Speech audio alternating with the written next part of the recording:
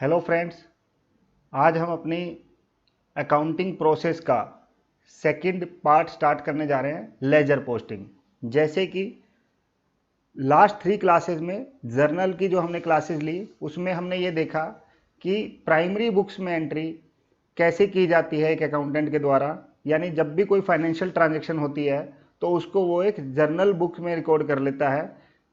इसको इस तरीके से समझिए जैसे कि कोई एक शॉपकीपर है और दिन भर उसके पास ग्राहकों का तांता लगा रहता है, यानी ग्राहक आते रहते हैं, कस्टमर्स आते रहते हैं, तो उसमें उसको इतना समय नहीं होता कि वो हर पार्टी का, हर ग्राहक का, हर कस्टमर का लेजर ओपन करे, यानी वो वाला पेज ओपन करे जहां उसका हिसाब किताब है। वहां रिकॉर्ड करने के बजाय वो क्या करता है, एक पेज पर अपने रिकॉर्ड्स मेंटेन करता रहता है और शाम को जब उसे समय मिलता है तो वो रिस्पेक्टिव जो भी कस्टमर का लेजर है, यानी उसका जो पेज है, उस पर हिसाब रिकॉर्ड कर देता है। इसी तरीके से अकाउंटेंट प्राइमरीली अपनी ये जर्नल एंट्रीज करता रहता है जो हमने सीखी। और उसके बाद आज की डेट में अगर हम प्रैक्टिकल सिनेरियो की बात करें तो जर्नल के बाद वाला काम अकाउंटेंट करता ही नहीं है, सारा काम ऑटोमेटिक इलेक्ट्रॉनिकली अपने आप हो जाता है। जैसे कि टैली का अगर सॉफ्टवेयर की बात करें हम, या कोई भी ईआरपी सॉफ्टवेयर है, तो उसमें बाकी का काम ऑटोमेटिकली हो जाता है, यानी लेजर अपने आप बन जाता है। ठीक है जी। तो ये एक सबसे बड़ी वजह है कि कई बार तो अकाउंटेंट्स को जर्नल एंट्रीज तो आती हैं, क्योंकि जर्नल एंट्री से उनका अकाउंटेंट का काम चलता रहता है, बट उनको रियलिटी में लेजर देखने का ही मौका बहुत कम मिलता है। जैसे कि हमने यहां भी दिखाया है कि लेजर के क्रेडिट साइड पे बैलेंस आ रहा है, ठीक है जी, जो कि है क्रेडिट साइड पे लिखा हुआ बैलेंस कौन सा है, ये डेबिट बैलेंस है। ऐसा क्यों है? क्योंकि आप समझिए कि लेजर क्या है, लेजर दो साइड्स हैं, जिसकी लेफ्ट वाली साइड जो है वो डेबिट साइड है और राइट वाली साइड क्रेडिट साइड है।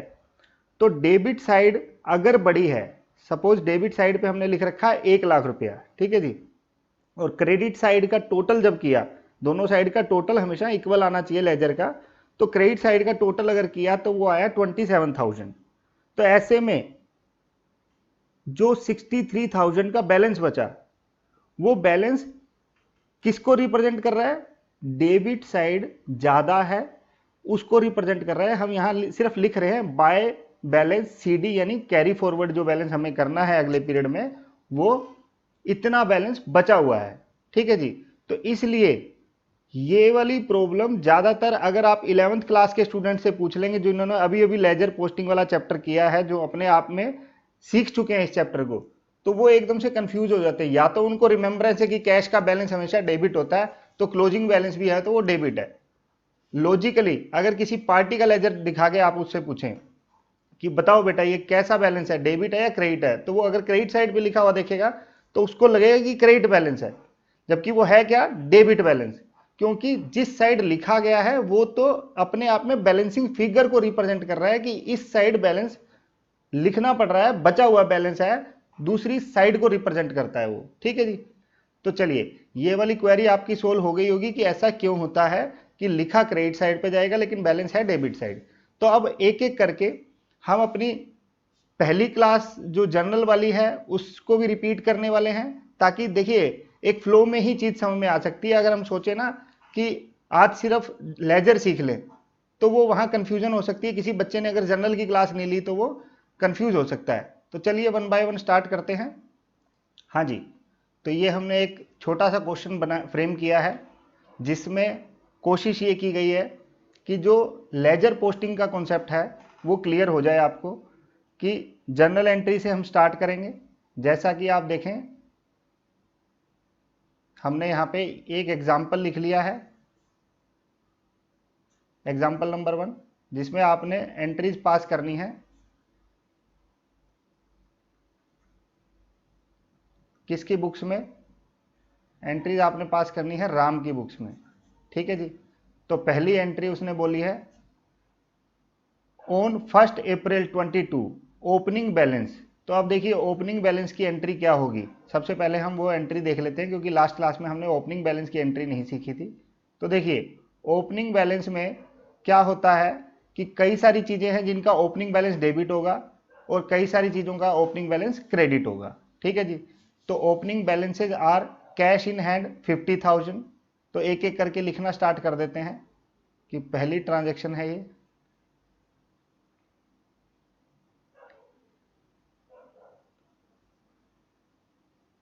Cash in hand,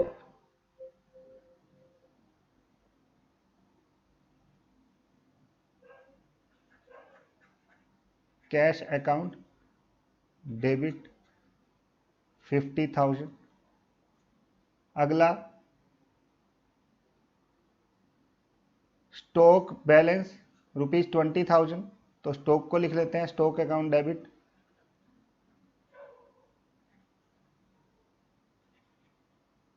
20,000। उसके बाद टोनी, टोनी क्या है, डेटर है और डेटर का बैलेंस डेबिट होता है तो 10,000। टोनीज अकाउंट डेबिट 10,000। उसके बाद फर्नीचर, फर्नीचर हमारी एसेट होता है जिसका डेबिट बैलेंस ही होता है तो फर्नीचर अकाउंट डेबिट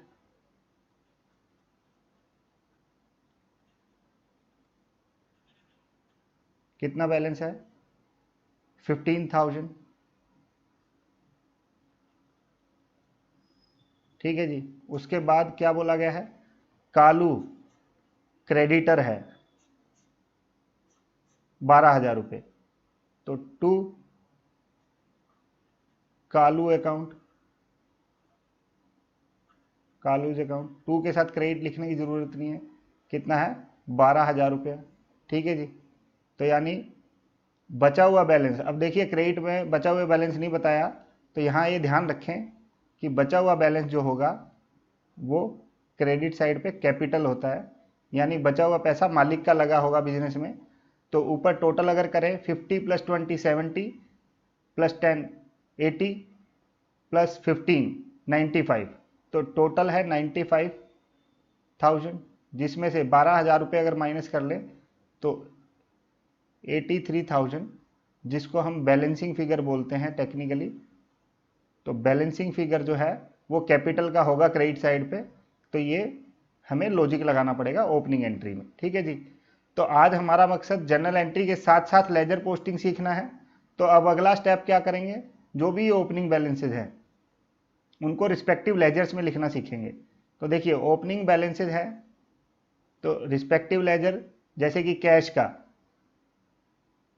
अप्रैल 1 डेट आ जाएगी 1 अप्रैल। ठीक है जी। To balance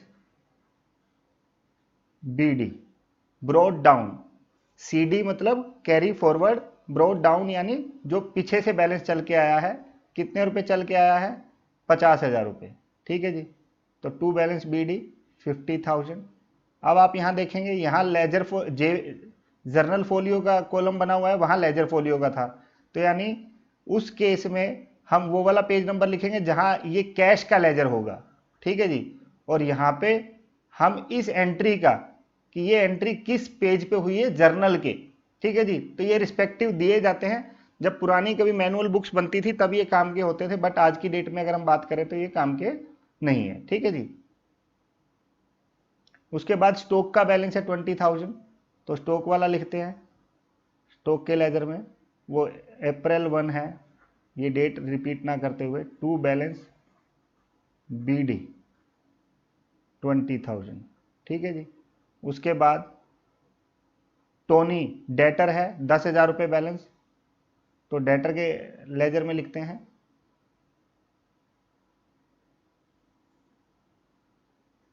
to balance BD brought down 10,000, debtor है तो डेबिट बैलेंस होता है। उसके बाद फर्नीचर, फर्नीचर का भी डेबिट बैलेंस होता है, तो टू बैलेंस बीडी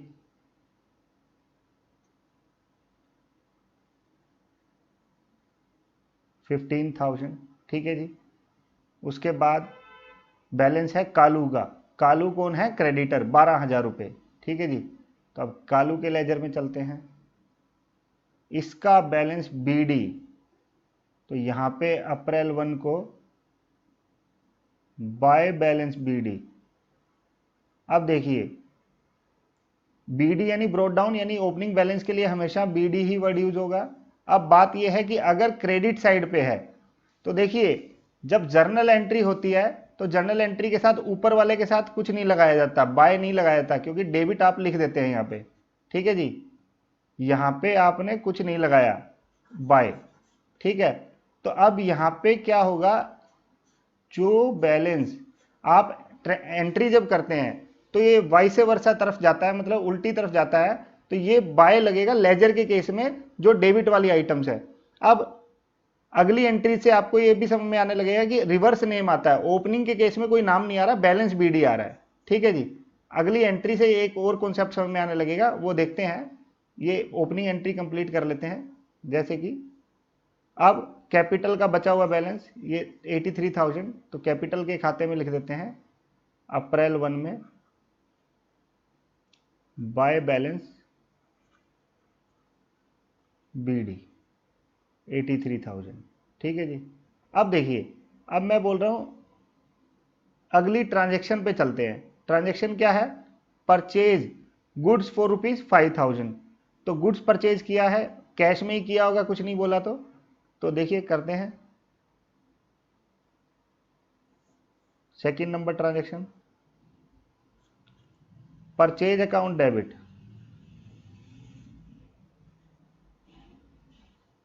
5,000, कुछ नहीं बोला तो कैश में ही परचेज किया होगा, टू कैश। ठीक है जी, 5,000। तो अब ऐसे में इसको साथ के साथ देखिए अकाउंटेंट क्या करता है या वो शॉपकीपर क्या करता है, वो बाद में करता होगा, लेकिन हम यहाँ सीख रहे हैं तो साथ के साथ सीखेंगे। ठीक है जी, क्योंकि आज के जो सॉफ्टवेयर है वो भी अपना साथ के साथ काम कर देते हैं।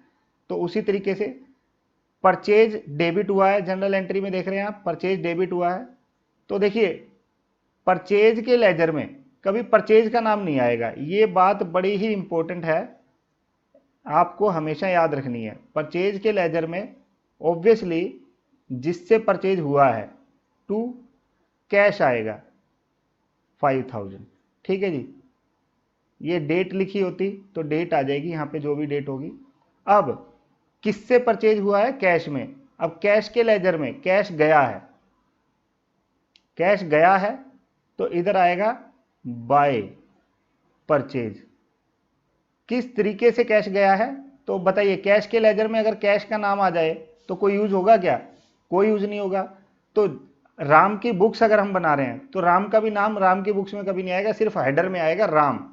ठीक है जी, बुक्स ऑफ राम। ठीक है जी, अब ये कौन सी बुक्स हैं, ये वाली लेजर्स हैं, तो यहाँ लेजर्स लिख सकते हैं, इसके ऊपर हेडर में जर्नल लिख सकते हैं। ठीक है जी, तो अब कैश के लेजर में बाय आ रहा है, बाय परचेज 5,000। ठीक है जी, उसके बाद अगली एंट्री हमारी क्या है, अगली एंट्री है हमारी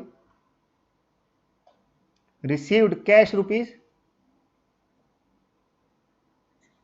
received cash rupees 4,000 from Tony. ठीक है जी, तो एंट्री करनी पड़ेगी इसकी, थर्ड नंबर एंट्री,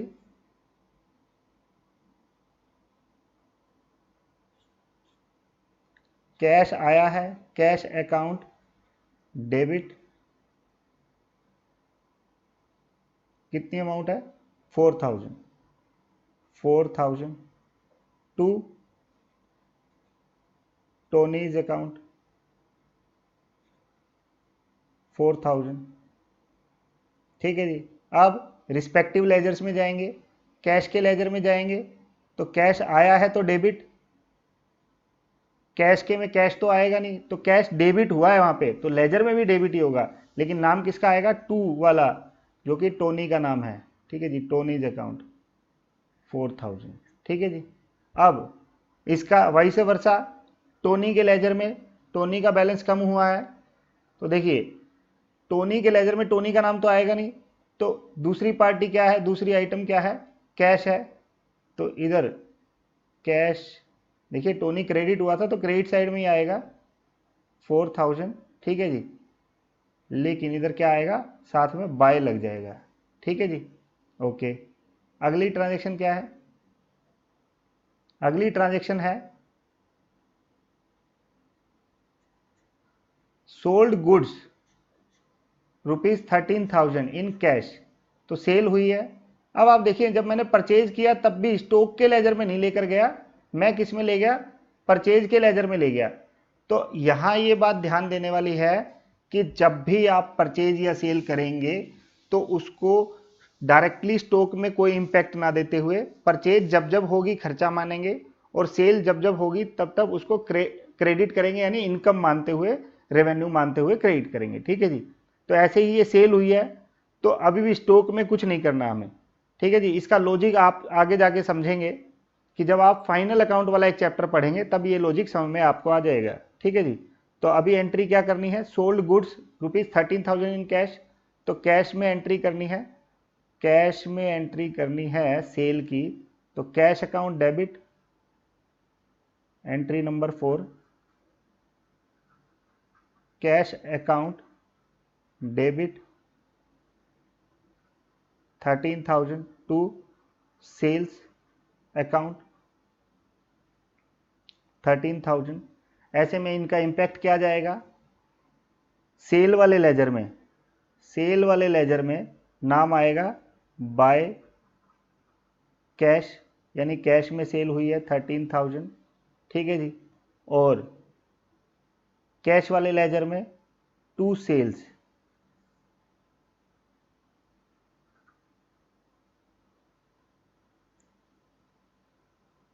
कैश वाले लेजर में हम क्या लिखेंगे, to sales 13,000।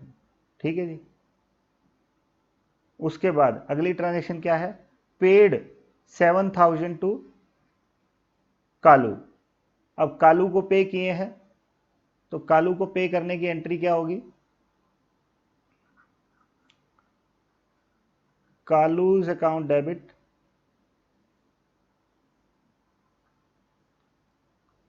कालूज account debit to cash. सब में नरेशन जरूर लिखनी है आपने एग्जाम में, यहाँ हमारा एग्जाम ना होके हम अंडरस्टैंडिंग ले रहे हैं, तो इसलिए नरेशन ना लिखें तो चल जाएगा, क्योंकि सीखने में नरेशन में सीखने वाला कुछ भी नहीं है, सिर्फ आपने यही रिपीट करना है, being payment made to Kalu. ठीक है जी। ये नरेशन को कॉपी कर देना है बस, ट्रांजेक्शन को ही बेसिकली। तो अब यहाँ पर कैश गया है, कैश क्रेडिट है, तो क्रेडिट साइड पे आएगा बाय कालू 7,000। ठीक है जी। और कालू क्रेडिट है, सॉरी डेबिट, डेबिट हुआ है क्योंकि हमने उसको पे किया है, उसका ओपनिंग बैलेंस क्रेडिट था, तो टू कैश अकाउंट 7,000। ठीक है जी। तो ये आपका हो गया एक फुल फ्लैज क्वेश्चन। भले ही इसमें ट्रांजेक्शन्स कम है, बट अंडरस्टैंडिंग अच्छी खासी बन सकती है कि एक तो ओपनिंग बैलेंसेज जो होता है, ओपनिंग बैलेंसेज की एक ओपनिंग कंबाइंड एंट्री होती है जिनका लेजर में इंपैक्ट जाता है बाय बीडी या टू बीडी, ब्रोड डाउन, ऊपर से नीचे बैलेंस लाना है। ठीक है जी। अब हम निकालना सीख रहे हैं कि closing balance, carry forward. Entries तो हो गई, एंट्रीज का काम यहां खत्म, लेकिन लेजर्स में अभी अपने को बैलेंसेज निकालने होते हैं। जैसे कि इधर आप देखेंगे कैश के लेजर में, कैश के लेजर में मैं आपको बता दूं हमेशा डेबिट साइड ही बड़ी होगी, क्योंकि कैश जितना है उससे ज़्यादा खर्च नहीं हो सकता।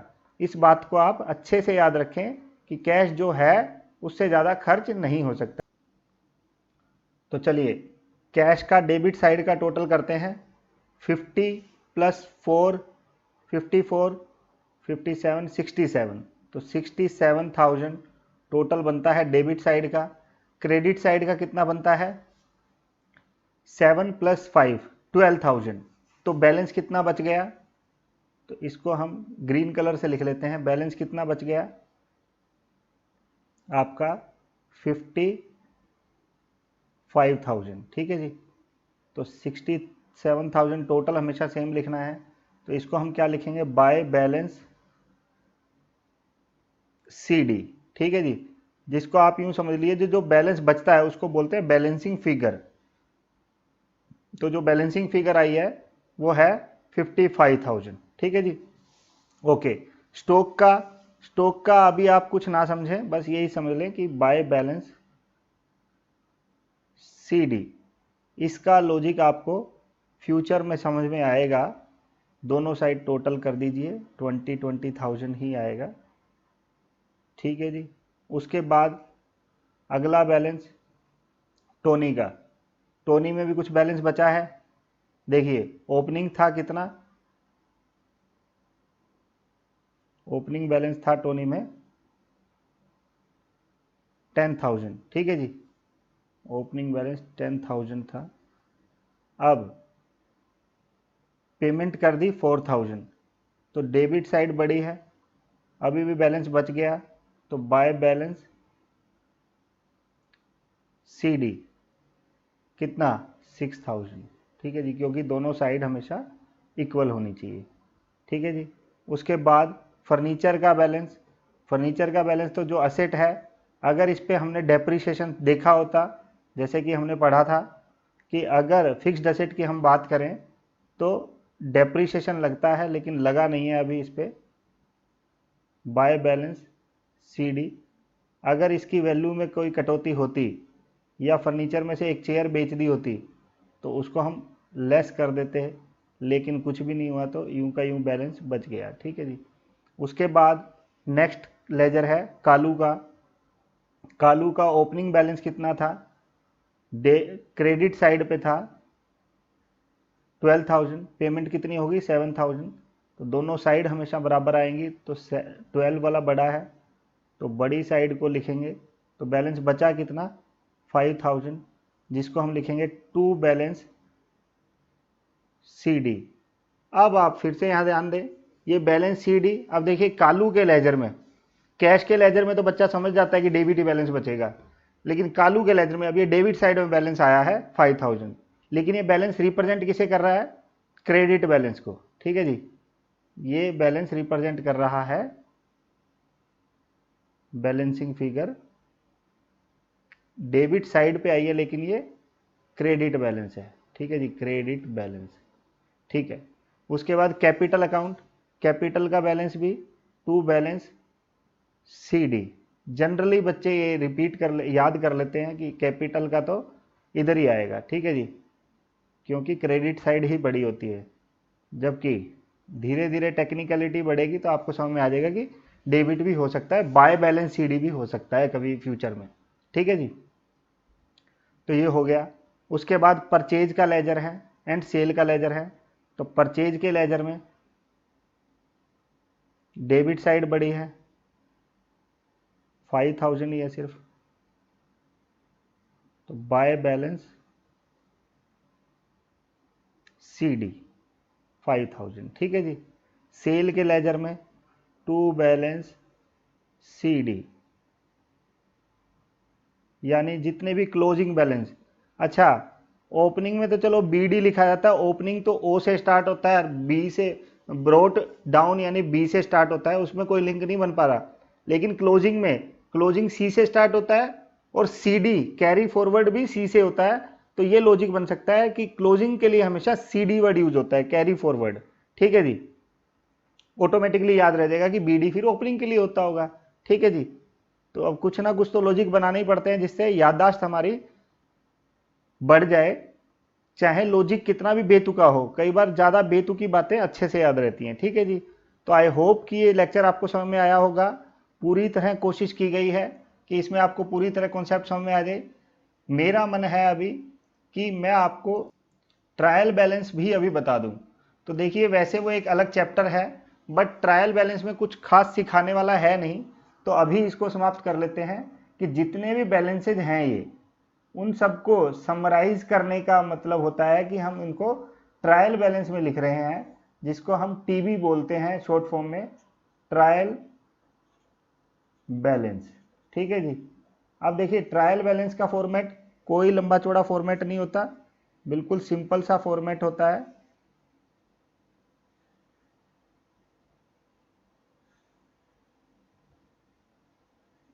डेबिट क्रेडिट, ठीक है जी, इधर आ जाएगा पर्टिकुलर्स। तो अब हम one by one trial balance की फिगर्स डाल देते हैं, लेजर्स में जो बैलेंसेज आए थे। जैसे कि कैश का बैलेंस 55,000, ठीक है जी। तो 55,000 इधर हम लिख देते हैं कैश, कलर चेंज कर लेते हैं जिससे इजी रहेगा थोड़ा सा आइडेंटिफाई करना। कैश 55,000,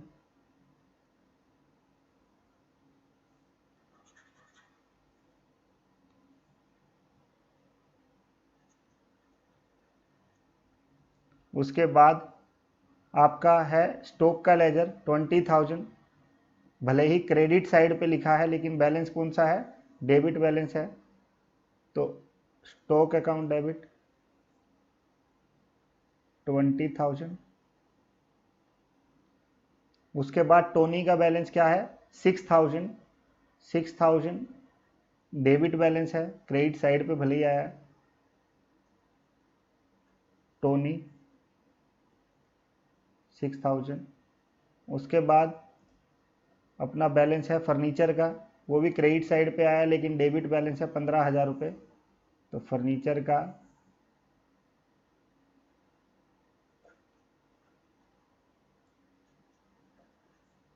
15,000, ठीक है जी। उसके बाद आपका बैलेंस है कालू का, आपने लिखा कौन सी साइड पे है, डेबिट साइड पे है, क्रेडिट बैलेंस 5,000, तो कालू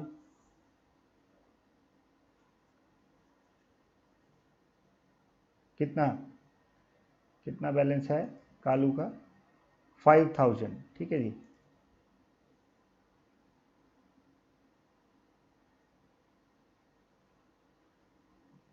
उसके बाद कैपिटल, कैपिटल का आया डेबिट साइड पे है लेकिन है कैसा बैलेंस, क्रेडिट बैलेंस, तो हम लिख देते हैं कैपिटल 83,000, ठीक है जी। उसके बाद लेजर है हमारे दो, परचेज 5,000 जिसका क्रेडिट साइड पे बैलेंस है बट डेबिट बैलेंस है 5,000।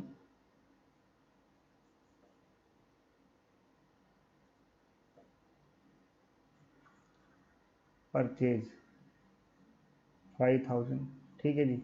उसके बाद सेल्स का बैलेंस है 13,000,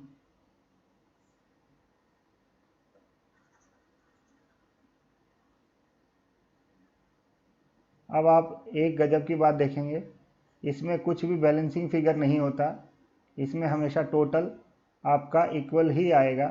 जैसे कि आप टोटल कर लें, मैं कैलकुलेटर का यूज़ कर लेता हूँ, आप भी कर सकते हैं। 55,000 प्लस 20,000 प्लस 6,000 प्लस 15,000 प्लस 5,000, तो टोटल आपका आ रहा है 1,01,000।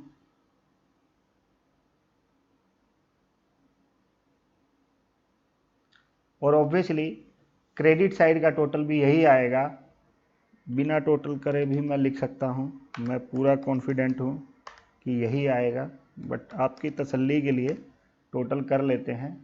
तो ये आ गया आपका 1,01,000, ठीक है जी। आई होप आपको सब कुछ क्लियर हुआ होगा, ठीक है जी, कि आपका ट्रायल बैलेंस मैच हो गया है, डेबिट एंड क्रेडिट दोनों साइड आपकी मैच हो गई है, टैली हो गई है।